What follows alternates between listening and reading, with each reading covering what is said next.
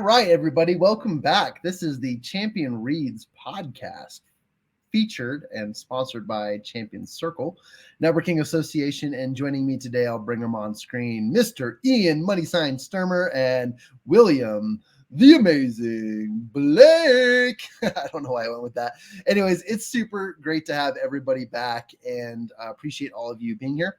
And also just wanted to wrap up this awesome conversation about Outwitting the Devil. Again, I wish we could give it more time, but there's so many other great books we got to cover. And we wanted to give our audience just a taste, just an opportunity, and get them excited about this book and all the various lessons that they can receive from it.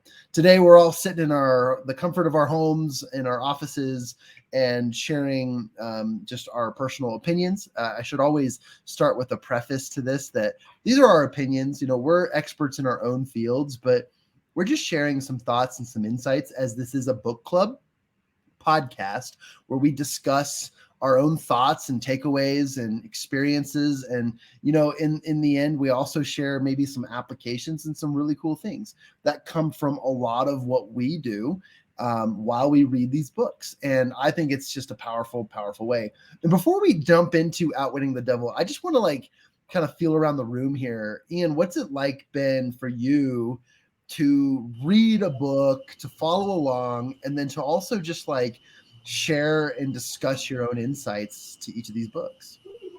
Well, I think definitely when I know I'm going to be talking about it and sharing it, I really think about what I'm reading. So to make an analogy for this book, rather than drift through a book or put it in the background and hope something comes out of it, I know I have to get ideas from it. So it really makes me think a lot more deeply and apply it to my own life more than I really would if I was just listening to it in the car to get from point A to point B. There's definitely an intentionality behind what books we decide to read and what we hope to discuss. But I love what you said, because it really is an application of learning. Sorry, I should call you William. William Blake, whatever you want. I call him Willie, everybody. Willie's awesome. You guys get to know him professionally and as a human being. He's amazing. But what are your thoughts on just the discovery that comes from reading books and then discussing them with other people, as far as this goes from our book club? I enjoy it a lot personally. And I know that when I read through something, if it's paper, I retain more of it, but I'd say about 20-ish% of the information I retain. If I'm just listening to it, about 10%. But when we get into discussions like this and talk about the book, talk about the principles, and not simply what the author wrote, but life examples, it cements it more in my head. So then I retain 50 to 60 plus percent of the stuff that's going on. And then it gives me also some actionable items to apply to my own life, which then I can do to help others and to help improve myself. So I love doing this. I love sharing ideas back and forth because it grows my perspective. I don't know everything. And at the same time, it just cements what really we're all about, and that we're all just wanting to learn. I love that. And this podcast in and of itself is evolving. So if you're listening to this, wherever you listen to your podcasts, we encourage you and invite you to send us an email to info@mychampioncircle.com. And we would love your feedback. If you want us to read a particular book or discuss a particular topic, let us know. And, we definitely want to cover, many questions or interests that you have. But we typically read bestsellers, books that have motivational, inspirational, self-help backgrounds or business and finance backgrounds. We're looking for those blockbusters that, everyone's heard they should read, but we're going to do the reading and talk about it ourselves. And there's a few on the list that I've never read, even though I've read a ton of books. And I actually think that more than I have ever read, and probably Ian combined. That's a bold guess because I don't know what Ian's reading track record is, but I'm pretty sure William has read more books than the two of us combined. He's an avid reader. And I love these conversations with the three of us. And there's more members on our team. This is just the usual three that come on here. So we invite you to participate as our as our guests and as our listeners, we hope that you'll come on and have an opportunity to discuss with us, because we want to find out what you're experiencing as you're reading these books. Or maybe we are your reading. Maybe you don't read or subscribe to Audible and you just want to hear what we have to say, so that we become your spark notes for the next quiz and test wherever. But whatever your purposes are, we're just grateful, and we're here to discuss. So, guys, if you're open to it, let's jump into Outwitting the Devil and Napoleon Hill. And again, this is the third attempt, I'll say, for lack of better words, at just going over this book. And we typically cover books in 2 to 3 or even 4 segments. And the purpose of our segment at this one is to cover a couple things. One, the last time we got together, we talked about the power of drifting and why the devil uses this tactic. And he reveals it in his interview with Napoleon, in an opportunity to expose his tactics and techniques on how he gets people to go into drifting. And we covered a little bit about drifting, and we'll jump right on into this. So one of the things we want to talk about today is the seeds of fear and how the devil uses that, followed by this principle called definiteness of purpose, which Napoleon uses in a lot of his books, and we'll talk about that. And then we also want to talk about the power of self-discipline, and then anything else that follows. So those kind of on the agenda for today, and we'll start by just kicking it off. And if you don't mind, Ian, I'll start us off. Sorry, guys, I'm dealing with some allergies, so I literally, if you're watching the video format, I just picked my nose. Didn't mean to, but I'm going to take this off the screen here. And when Willie gets back, we'll have him join the screen as well. But I want to start with this idea of seeds of fear, because again, the one thing we've learned from this book, if you take away anything, it's that the devil uses this technique of causing people to go into drifting through hypnotic rhythm. And hypnotic rhythm is just kind of like a hypnosis way of convincing you that you're doing good things, that you're aware of everything that's happening, and that you have the ability and full control and reins of your life. When in reality, you are drifting along as a follower, as a consumer, and as somebody who has not had full control to think for themselves, agency to decide and do what you want to do, and also to have control over your life.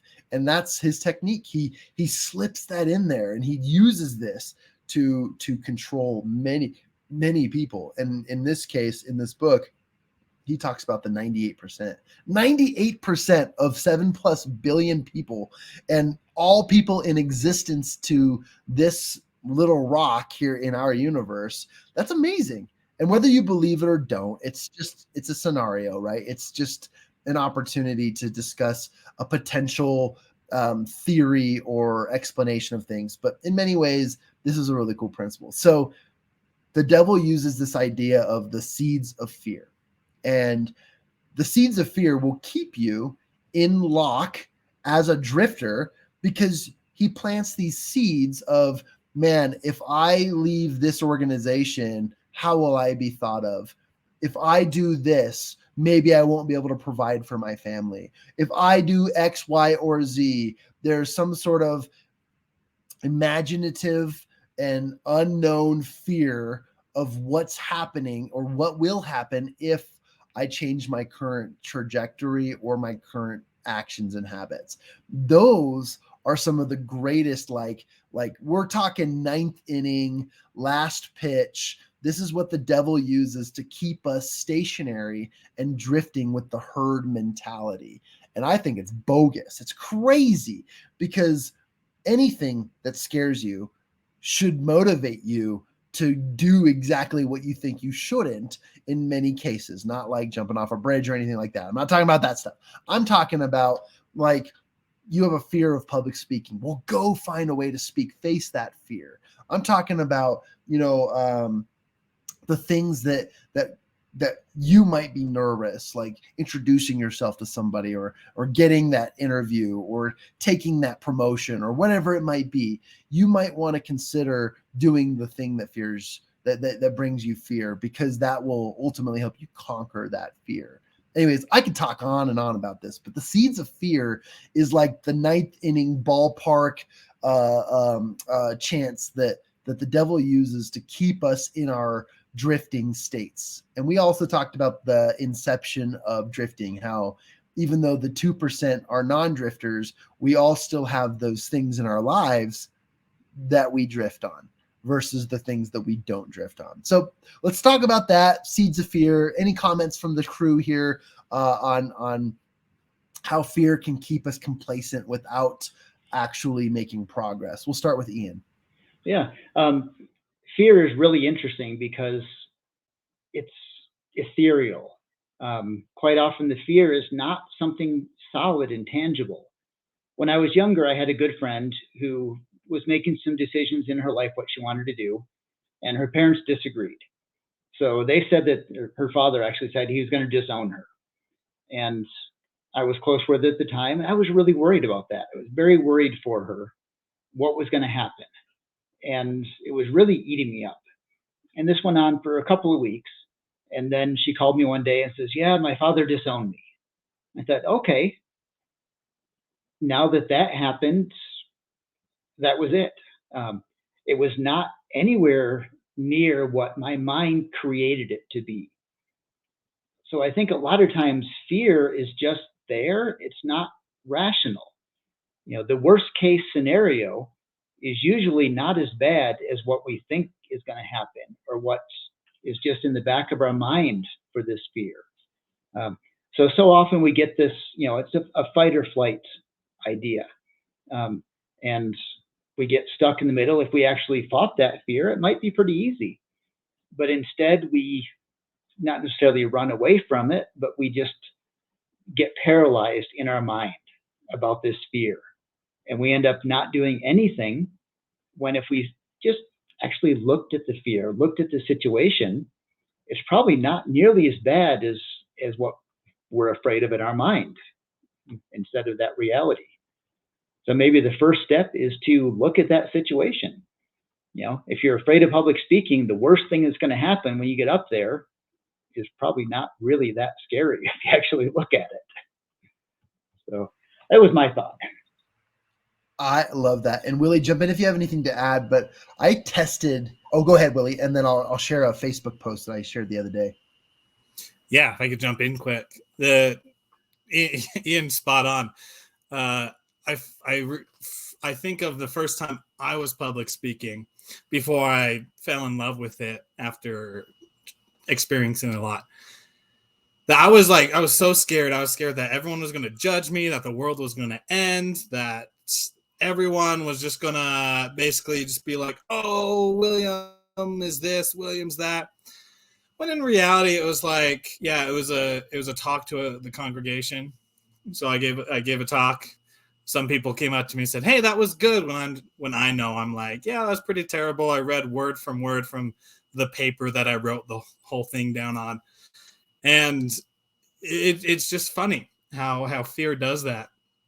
And I remember one thing from my childhood as a quick addition is that fear, it's always inside of us. What we think is fear is the physical, tangible thing in front of us. But in reality, the fear is just our emotions mixed with experiences that we've had in the past. So the acronym analogy, the one where it has like a word to each letter, it's like false evidences appearing real. So it's really just false things that aren't necessarily reality. It's just our own experience and our own emotions mixed into it, appearing as that's what's going to happen. And when I thought about it that way, and when I thought about fear is inside of me, so no matter what, I'm always going to be bigger than fear. And if I'm bigger than fear, well, then I just need to take a little step further past it. And usually when that happens, I don't feel it anymore. And it's like, do this. I tell this to my kids. It's just like, do the scary thing first, and then you can be scared. It's these seeds of fear that we plant. It's not simply in that moment. It's in the past as well. But the devil uses it so many times, just planting things here and things there, when you could take what Ian said and say, yeah, just actually look at the situation. What's the extreme? You're going to die. Sure, that's probably not going to happen. Not realistic. Realistic with public speaking. Yeah, it might not be good, and people aren't going to remember it. Does that sound so bad? Not really. So when you look at it, like Ian said, with just the sense of what's actually going to happen, it can dissipate. I hope that's the right word. Distinguish, dissolve what we thought was real to actually help us move forward. I love all that. Thank you for that. And Ian, thank you as well for what you said. You guys got me thinking, and I didn't plan to this, but I posted this about 2 weeks ago, and the answers made me laugh, smile, kind of question, why am I friends with this person? There were so many different reasons, but I think it's really interesting because when you talk about fear, it's exactly as the both of you described. And most people are fearing this unknown. And what scares people the most is what they don't know. And it cripples them. And I put out a Facebook post, and if you aren't following either three of us on Facebook, shame on you. No, I'm just kidding. I never put shame on people, but please come and interact with us on social media. But on Facebook, I put a post out there, and it was a meme, and I'll just kind of share my screen. You guys can scroll around with me, but I thought this was interesting because when it comes to fear, and I can't see my screen now, so unmute and let me know if you can see my screen. It should say when one door closes. Can you guys see that? Yeah, you're good. Okay, awesome, cool. It took me to a different screen, so I can't look at what I'm looking at. But anyways, when it comes to fear, a lot of people wonder, like, would I jump through the next open door? What's on the other side of that unknown? And I thought I would put a question out there, and it says, when one door closes, another door blank. And I asked people to fill in the blank. And some of these questions, and I'll just skim through some of them, are absolutely interesting and hilarious. And I know some people were joking, but some people were interesting. One person said, will open. One door will open. Another friend said, we'll show you that there's more than one door. Yeah, that's cool.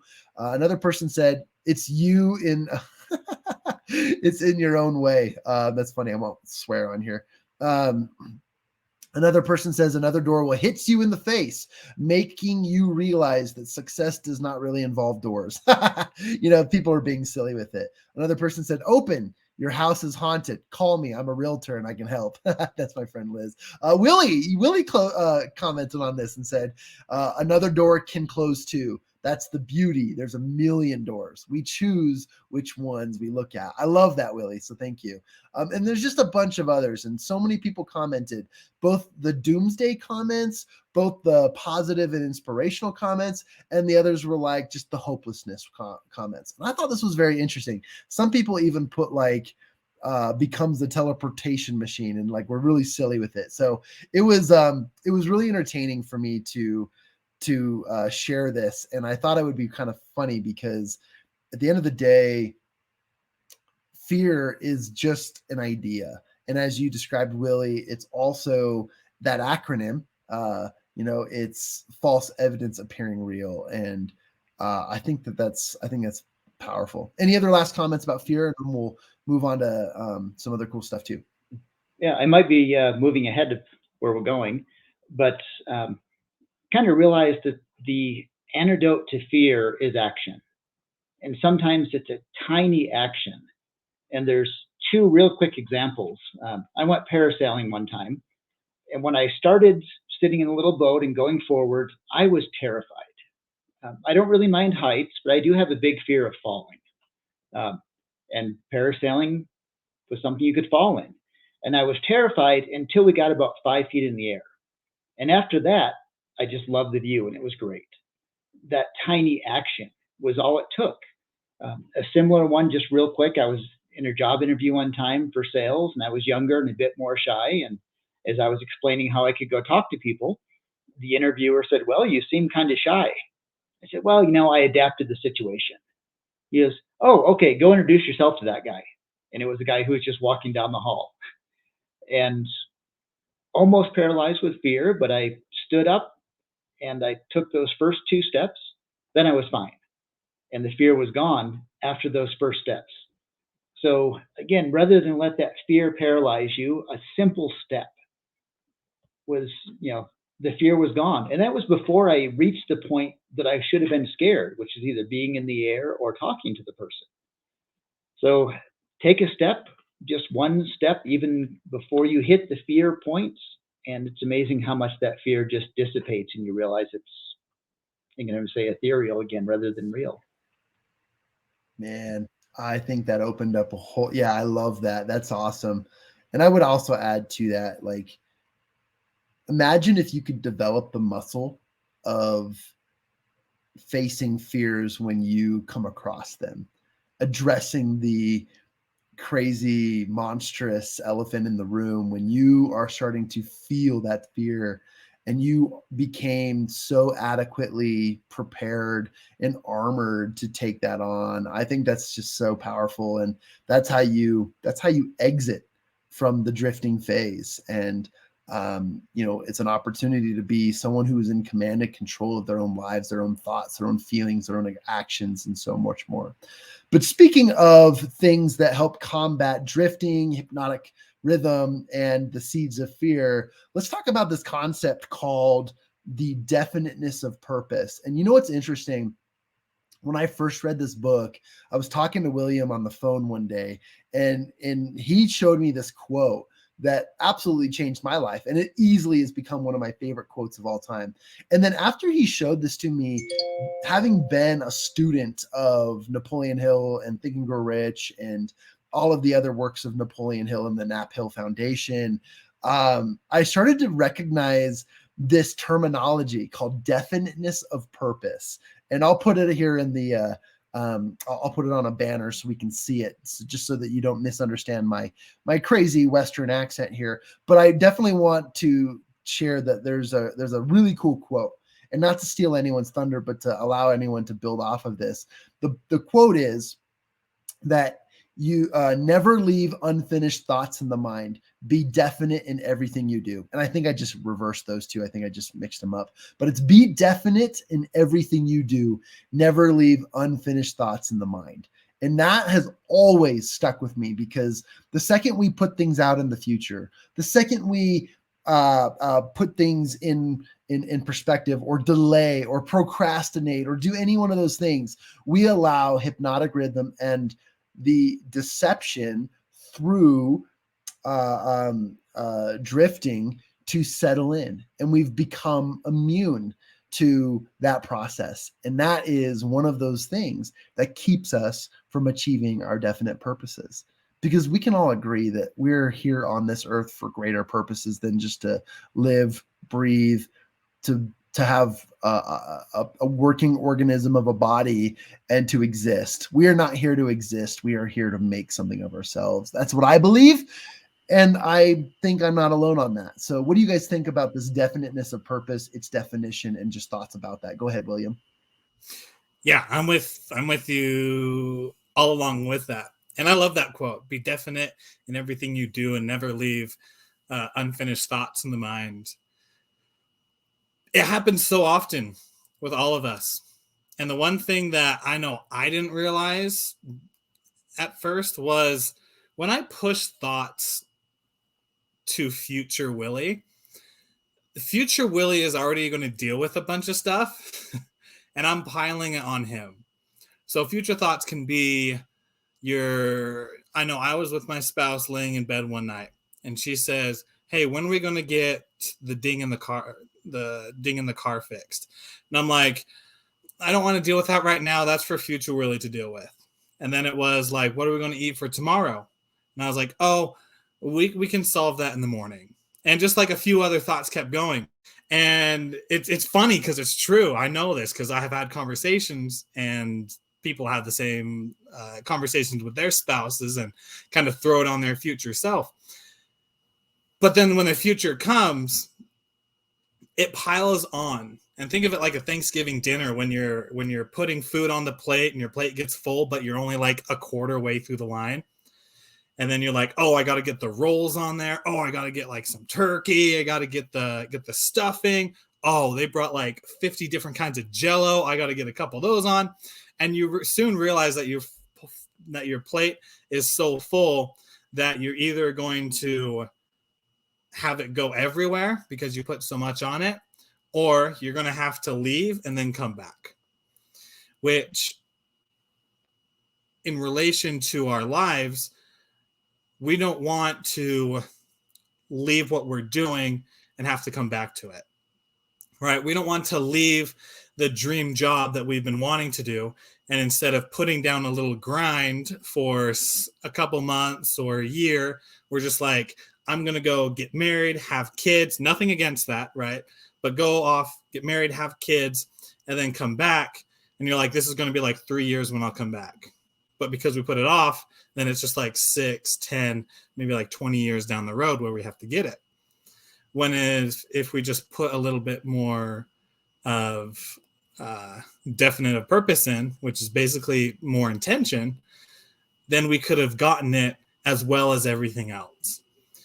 And so I know something that I've learned from being definite is if the thought is going to take you less than a minute to decide, which is like 98% of thoughts, just make the decision then. Because then your brain starts working not in what can I do or how is this going to work, but it turns into how am I going to make this work in our life right now, right? It goes from the what if I can't do this to the how can I do it. So, I love that. If I can build on a little bit of what you said there, the future Willie thing I love, because when we have a fear, we like to pass it on. And in reality, fear only exists when the object of the fear is there for you. An elephant could step on me and kill me, and that's really kind of a scary thing. But I've never really been afraid of elephants stepping on me. But I can guarantee you that if I was standing right next to one, that fear would be in my mind. So as we get closer to those fears, then they become big. And I think a lot of times those fears in the back of my mind, we keep pushing off to future Willie, because I'm going to give you all my fears in the future, because I know you exist then. Public speaking, well, as long as I'm not supposed to speak somewhere, it doesn't matter if I'm afraid of public speaking. If I'm not going to be in an airplane, it doesn't matter if it's going to crash. Somebody else, not to me. So that pushing off the things so that we don't have to experience that fear closer. A lot of times we push away from it. We make decisions to avoid being in that position. And I guess with that, there's a quote that's, I'm going to claim credit for it because I don't know where it came from. But if your fear of failure is greater than your desire for success, you're going to live in fear. You'll never become successful. So that definite of purpose. Do you have a purpose of what you want to do? Is your desire to stand in front of a group and share your wisdom greater than your fear of saying a wrong word and everyone hating you? Is your desire to travel to Zimbabwe greater than your fear of flying or being stepped on by an elephant? As your desire for it, that definite of purpose grows and becomes solidified in your mind, that becomes more powerful than the fear that we had of that unknown amorphous ideas in the back of our head. So the closer you get to your object, the more you have that desire and that definiteness, those fears become irrelevant, because that goal you want, that desire for success, becomes so much stronger. And John, if I can add quickly along with that, also going off Ian, when it comes to that definite of purpose, it's interesting how when you put your mind to something, you come up with solutions so much quicker. And even your subconscious brain, while you're sleeping, can come up with ideas. And that's a whole nother conversation and a whole nother like science and everything to it. But I know I've experienced it when I've put my mind to the coaching business I've worked on, to other businesses, to networking groups, to really just like what I want. It's been easier than when I pushed it off. So to make this more relatable to the people in their 20s, because that's just where I'm sitting at. I was so definite in wanting to have a wife when I was in my 20s. And I'm like, I want a wife, and this is what I want in her. So I went out and just had a lot of fun. And then God put her in my hands. And then a couple years down the road, we're like, we want kids. And so God provided a way for us to have kids as well as to be able to provide for them. And it's just so interesting that whenever I've come into a situation in my life where I just say, this is what I want. And if it's not against your plan, God, because I believe in a God, then he just brings it to me. And I know it talks about the you can believe in the universe, or I think I don't think it's supreme higher intelligence is what it uses in the book.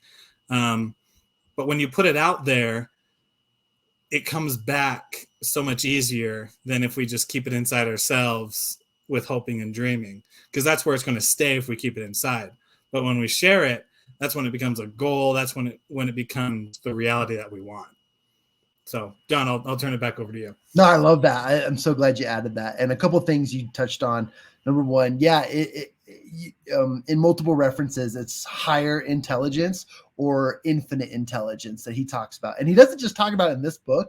He talks about it in like Think and Grow Rich and The Principles of Success and so many other of his books. It's such a revolutionary, but yet universal concept.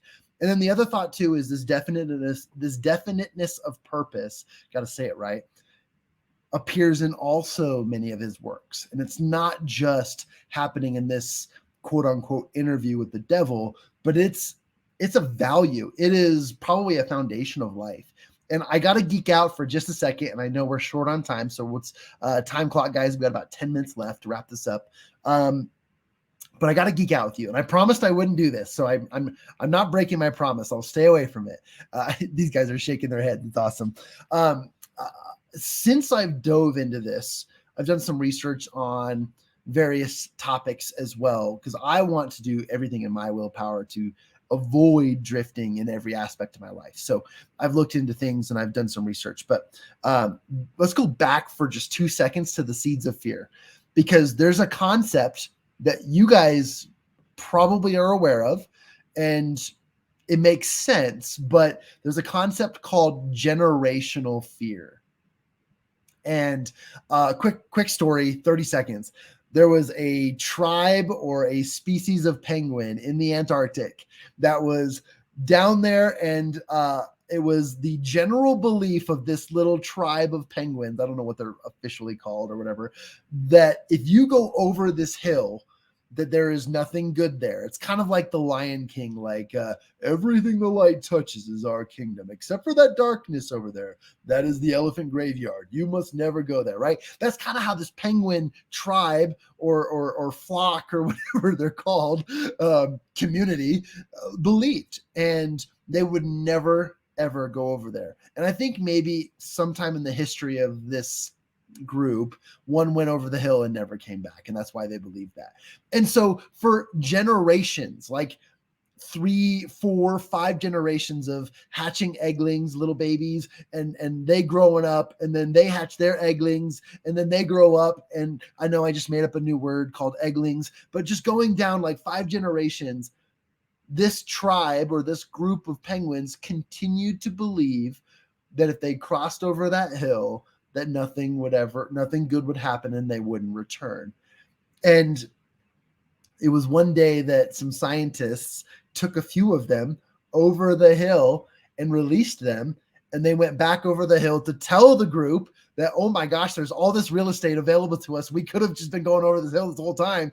And all of a sudden, the tribe of penguins expanded. It grew because they now had more real estate and more territory to expand on and work with. And I just want to share with you, I know I took 3 minutes on this. I said 30 seconds. Wrapping this up.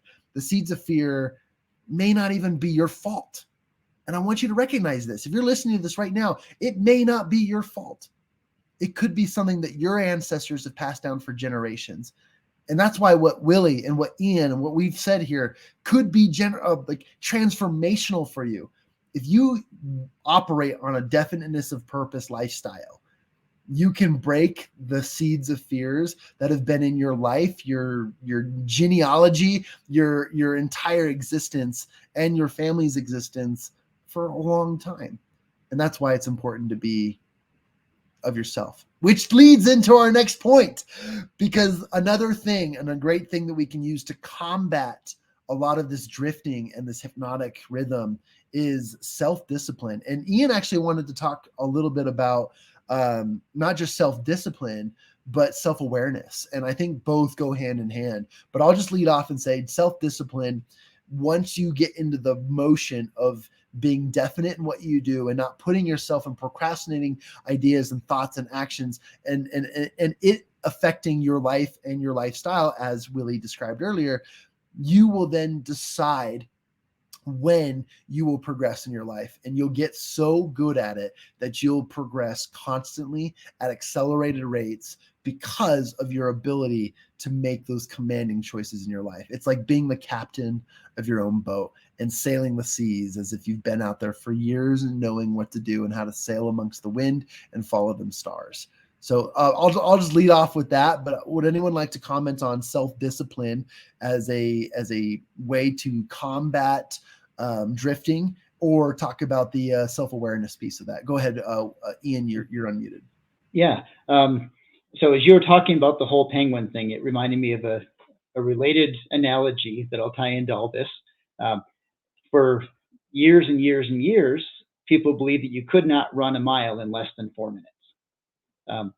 So, John, I know being an athlete, you probably know that that's possible. You may have run one in less than 4. I never have, but it's possible. So is a 2-minute mile possible?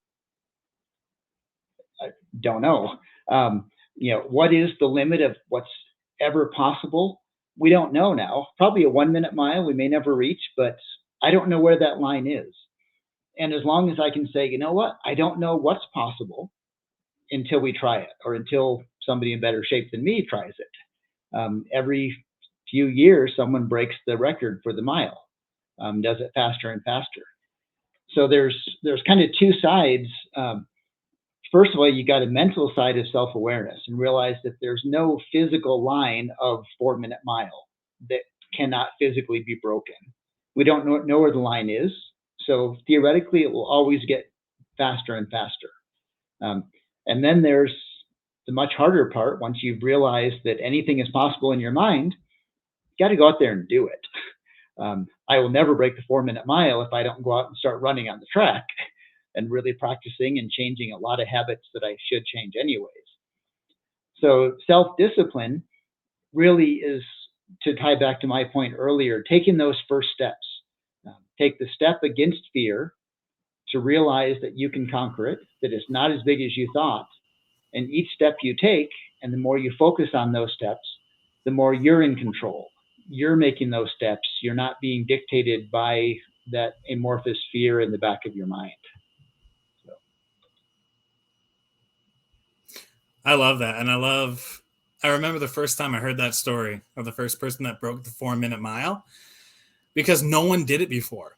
And there was just this, it wasn't even the physical line. It was, like you said, the mental line of, yeah, you can't do the 4-minute, you can't break 4 minutes running a mile.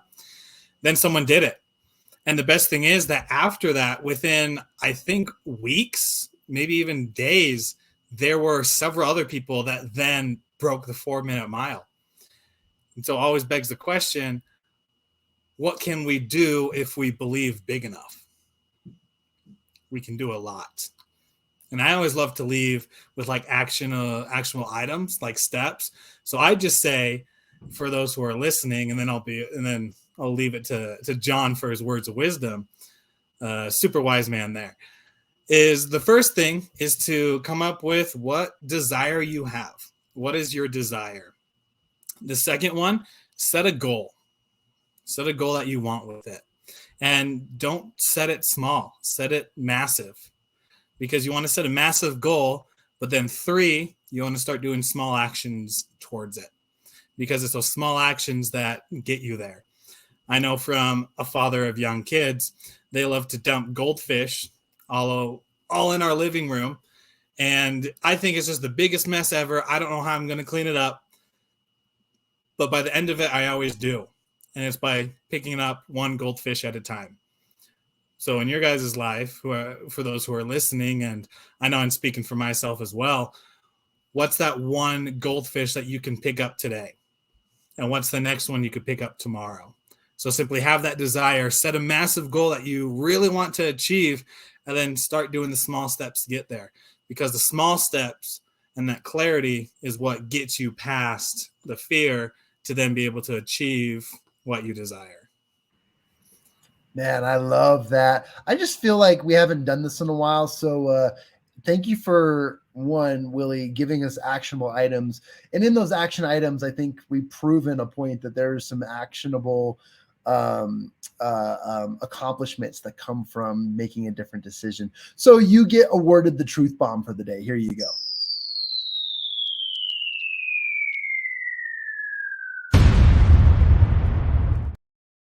All right, that was awesome. Okay, awesome. Let's wrap today's show up by just saying thank you again for all of the contributions and your incredible discussions. I've learned a lot, and thank you for allowing me to step on my pedestal. And also, I appreciate your values, because oftentimes we share a diverse group of knowledge, tapping into infinite intelligence. We, as a team, highly recommend you pick up a copy of Outwitting the Devil. This concludes our conversation on Outwitting the Devil, and we highly recommend you go and learn more about it and send us your feedback. Send it to info@mychampionscircle.com, where we'll be able to respond and read your letters over the air here, and we're happy to include that. Also, next month, we're going to be covering, and I'm just going to go ahead and pick it, but that's the last time I get to pick, because I've picked like the last 3 in a row, and Ian's like, come on, man. And so we're going to go with the 4 Agreements, and that book is by Don Miguel Ruiz. Yeah, look at that. I love this book. It is such a fantastic book. And let me just give you a little insight about it. In the 4 Agreements, Don Miguel Ruiz reveals the source of self-limiting beliefs that rob us of joy and create needless suffering. Based on ancient Toltec wisdom, the 4 Agreements offer a powerful code of conduct that can rapidly transform our lives to a new experience of freedom, true happiness, and love. I'll leave it at that, because we're short on time and I don't want to give it away. And we might be able to cover this in 1 or even 2 segments. It's a short read. You'll love it. It's an absolutely incredible, mind-blowing #1 bestseller on the New York Times charts, and you're absolutely going to love it. So, team, thank you so much for your support and awesomeness today, and we'll see you next time on the Champion Reads podcast, where we talk about bestsellers and incredible books that you might be interested in, but most importantly, that will lead you to take inspired action, as Willie described today as we wrapped up this call. We thank you very much, and we'll see you next time on the show.